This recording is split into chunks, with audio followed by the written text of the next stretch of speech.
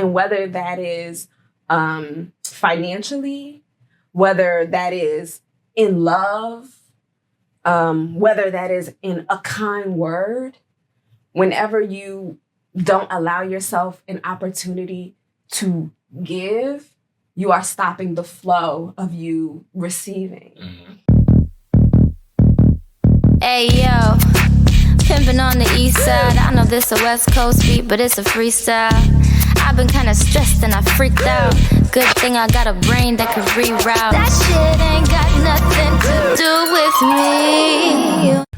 Hey, friend. Hello. How are you today? I am well. How you doing? I am well. Yeah? I am so well. I'm glad. I'm really excited about today because we, there are a couple ways that we do these podcasts, right? Mm-hmm. Like, first we were kind of like planning, and like, deciding on anchor points and things like that. And then we've had some moments that we kind of like opened up for spontaneity and kind of like trying to collaborate with spirit in a way to see like, okay, Holy Spirit, like, what do you want to do? Like, what do you want this conversation to be about?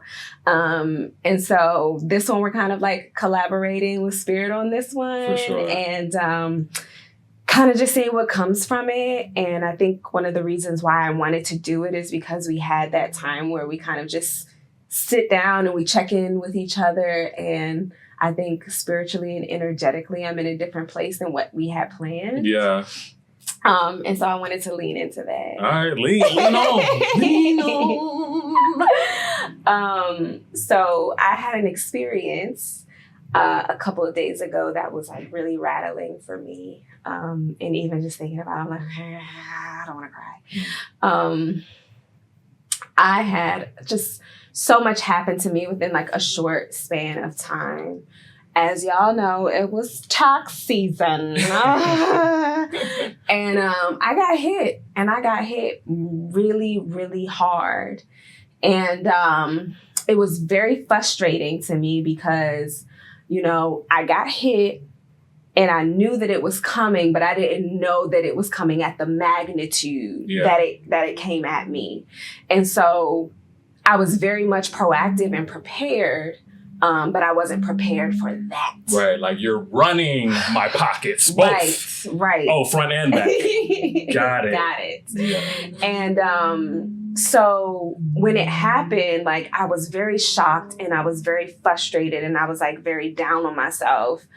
And I was really in a place because I was like, well, all of this money that I had saved is like gone. Yeah. And I had been saving it for a very particular reason that was so important to me. And to kind of like be in a position where you have that taken from you is very, very frustrating and is very disheartening. And I felt in that moment that I was failing. Mm. And that I was like failing tremendously, And a lot of times when those like spiraling thoughts happen, it's hard to get them to stop. Yeah. And so immediately my brain just started spiraling. Like I was not kind to myself at all. Yeah. And I was like, okay, you got to stop this, right? And which I'm very proud of because I used to be at this place where like I would allow spiraling thoughts to happen and they would just beat me up the entire day. Mm-hmm. And I was like, okay, we got to stop this.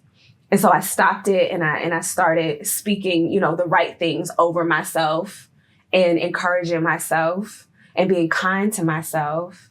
But it was still very overwhelming. Like my system was just out of whack and I started crying and I had like a nervous breakdown. And after I allowed myself that moment, I was kind of like, okay, let's just get up and let's go for a walk. And so I got up, I put my clothes on, I went for a walk. And, as I'm walking and kind of like experiencing, failure, experiencing what feels like a heartbreak of a dream that I was building towards, I see this homeless guy that I've seen before, that I've given money to before. And he's falling asleep on like the ledge of this building that isn't even enough space for him to really sleep on. And he fell asleep and he fell and he just hit the ground so hard. Yeah. And I saw it, I clocked it, and I was just kind of like, whoa, I hope he's okay. And just kind of just kept walking, right? Yeah. Like, back to my life. Back to my thing and the thing that I'm going through and the fact that I'm so pissed that I have to write this check. Mind you, a check that I can literally just write and just be like, mm-hmm. But I'm so inundated with self that I clock another person hurting, but there's nothing in me that is desiring to help him in this moment because I'm in my own thing. Yeah. And so I get about a half a block and Spirit is like, you ain't gonna ask that man if he okay. You just gonna... That's what you want? You just gonna keep walking. And I was like, fine. Right. I'm gonna go ask this man. So I stop. I walk back and it's a long walk. A long walk. Yeah. It's one of those walks where you're like, I could have just kept going. Yeah. So I go back. He's back on the ledge. I'm like, hey, are you okay? He's like, yeah, I'm fine. I'm like, okay, cool. Then he starts talking to me. He's like, hey, do you have a couple of dollars so I can get some coffee? And I'm like, come on, Spirit. Like, you told me to ask the man if he was okay. I did that. I did that part. You know financially what I got going on. Now you want me to give too? In the middle of this situation, now you want me to give?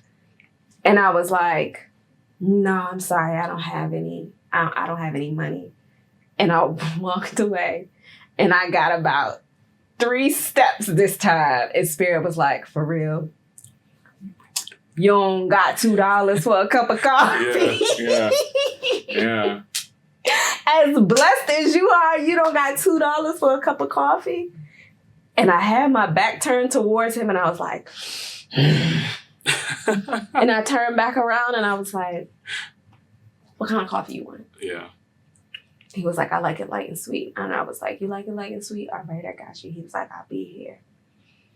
And as I was walking to go get provision for myself and do what I could do for somebody else, I was like, Holy Spirit was kind of like, do not ever allow what it is that you are going through to harden your heart so much so that you can't see what's happening in someone else that you have the power to fix. And as I went on my way, I just started crying because talk about perspective. Here I am mad about a check that I can honestly write and still be okay. But somebody has to sleep on a ledge. And so perspective-wise, that was a lot for me. But also was like, you never want to get in a position, not even just as an artist, but as a human, to where you stop the flow. Yeah. Right? Because it's give and receive. Give and receive. And whether that is financially, whether that is in love, whether that is in a kind word, whenever you don't allow yourself an opportunity to give, you are stopping the flow of you receiving. Mm-hmm. And so it was a real time lesson of like how to give even when you feel like you have nothing to give. And that was a really important lesson for me to learn. Also, I feel like the way that it ties into the work that we do as artists is that sometimes we can become so bogged down with the details of our own story that we're writing for ourselves and not really checking in to see if something else, and in my case, God, is writing a story for me that is even better than what I could have written for myself. Mm-hmm. And I see that in a way where in my mind, because one of the biggest things that I asked for when I was having my breakdown was perspective. Because when you're in a moment where you kind of like are spiraling, a shift in perspective is really all you need to take you from point A to point B. And I was like, give me perspective, give me perspective. You know, even in my tears, I was like, just give me a different perspective, give me a different perspective. And what I heard was, I knew, what I feel like I heard from God was, I knew that you were going to have to cut that check before you did. And I created the resources in order for you to be able to do that with no stress, strain, or struggle. And then I cried even more because I was like, damn, here I am being ungrateful. Because we talk about gratitude all the time. Yeah. Here I am being ungrateful about money that I have and about money that already had an assignment. And a lot of times we assign our money and our resources to things that are good, but it's not the thing. And so for me, you know, in the message that I really want to give to other artists out of the abundance of my own story and in this own moment is, number one, to not hold on so tightly to our ideas of how something is supposed to look, to leave room open for other beautiful things to happen. And that, like, you can start over and something else can happen and it can be just as beautiful. And right before that moment where you start to break down and think that that's the end, ask for a change in perspective so that way you can see the beauty in what has happened and what feels like a moment that is without beauty.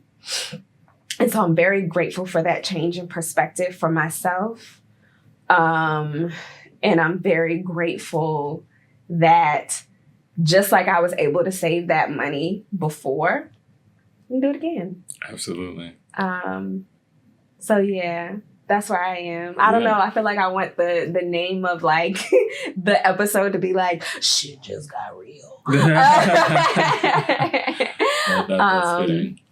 But yeah, so now I want to ask you, I think we had kind of very opposite experiences this week. And so I kind of want to hear about your experience this week and the work that you have done and you know, where you are heart-wise. Well, thank you for sharing that with me, with us. It's just very human. I think obviously it's very easy to gloss over our experiences or internalize things. So I'm grateful that you chose to share that, like your very human experience and how you navigated it and creating space to move beyond the moment or move beyond those constricting feelings or those feelings that were blocking flow, especially as we're assigned things, as we're given things, afforded things. A lot of times, like you said, it is for other designations. You're put in a certain position. Spirit guided you down that path to pass that person to, you know, that coffee could have set their day off in a whole direction. And you're thinking like, hey, you know what I mean? So anyway, I'm glad that you were open and receptive and obedient. I feel like ultimately, for me this past week, I had an artist fellowship that I went away for in upstate New York, and was coming off of all kinds of like wild work. You know, I had clients in town for the Met Gala, and that's a whole chaotic thing. Yeah. On top of, I think, already chaotic energy that New York sort of traffics in. So I was really, really looking forward to just being outside of the city, and it was the extreme opposite of everything that we're so accustomed to, I think, living metropolitan lives. Right. You know, you just get used to the smells and the sounds and all of these things that assault the senses. And then I was in an environment that was very meditative and peaceful. I'm directly in nature. I have my little cabin in the woods, and I'm surrounded by trees and birds I've never seen, and spiders and things that like it was like, yeah, okay. And it was simultaneously peaceful and invigorating. I felt so inspired, and I was able to be present in a very specific way that I find it difficult to do in the city, you know, because I really was just listening to the earth and the spirit, like literally the wind talking to me, the trees talking to me, the animals, like in a very spiritual way. I don't know how else I can really describe it, but it was very, very grounding. And I was grateful that art and creativity is what brought me there and created that opportunity. But what I recognized when I was there was that I was able to create without this sense or demand to satisfy all of these greater sort of lofty aspirations and ideas. It's just like, be here right now, reflect, listen, write. And it was so satisfying. Yeah. Like I felt a sense of contentment that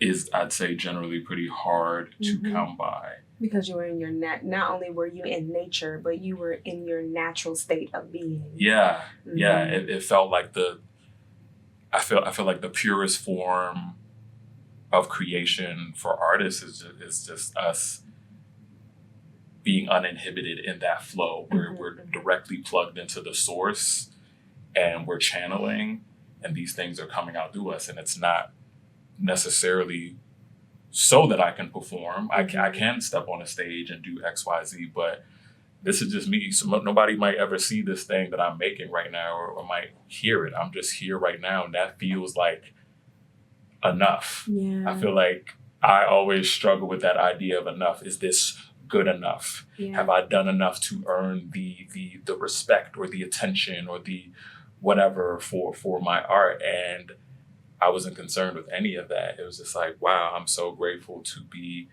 breathing this clean air, not inhaling bus smog, flies. Yes, sewer fumes. I'm just really, really in the moment, and that feels like all my needs are met. And it's something that I wish that everybody could be afforded. Maybe especially creatives, because so much I think of what we've been given naturally and what makes us feel like our true authentic selves gets tied to, we talked about this before, but like these external factors, like I need to perform this somewhere, I need to sell this, I need to market this. And again, this was the raw, pure like form of that, which was so refreshing. I didn't want to leave. I wouldn't want to leave either. Yeah. My question is, I think one of the reasons why I thought it was so cool for us to share both of our experiences is because what we experience separately is what the artist in today's society experiences all at the same time. Yeah. Right? Yeah. Like, we experience life in a very real way. We experience lack or not having enough in a very real way, and needing to feel like sometimes we have to compromise who we are in order to make money, to sustain ourselves, to live. And so it's like, my big question is like, how do we go through life, right? Really dealing with things that are happening in real time in the way that I experienced it, right? Mm-hmm. But while also being able to craft and create these moments of uninhibited clarity where we are connected to source and able to create. Yeah. How do we do that? I don't know. Do you have any thoughts about that? For sure. I mean, a lot of what your story and your experience made me think about is the power of gratitude. I mean, it's really all a gift, not to like, be super pie in the sky, kumbaya, but we're messengers. I do think creators have a particular connection to a higher power beyond our own understanding, and we can do a lot of things with that.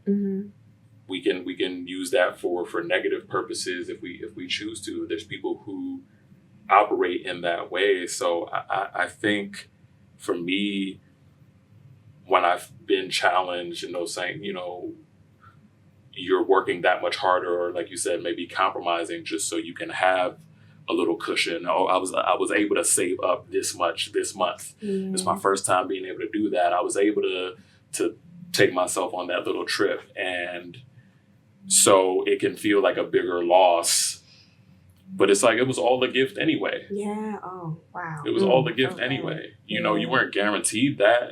You were intentional. You made certain choices to get that, but this whole thing is not guaranteed. Yeah. So for me, it's being able to practice that gratitude for where I am in the moment. Yeah. Like it's not a small feat to be here. It's not a small feat to do the things that we've done, and it may not fully resemble the grand idea and the vision that we have. And it doesn't mean that we're not going to get there, right? The story that you mentioned, the story that's still being written. But it's just like, hey, this is where I'm at. Let me be grateful for where I'm at and what I've been able to do thus far, what I've been afforded. Like being able to go away for a couple of days upstate for art. Is it the thing that's gonna, define my career or set me up to get so and so award? Maybe not. But it fed me in a way that I cannot put a price on. Yeah.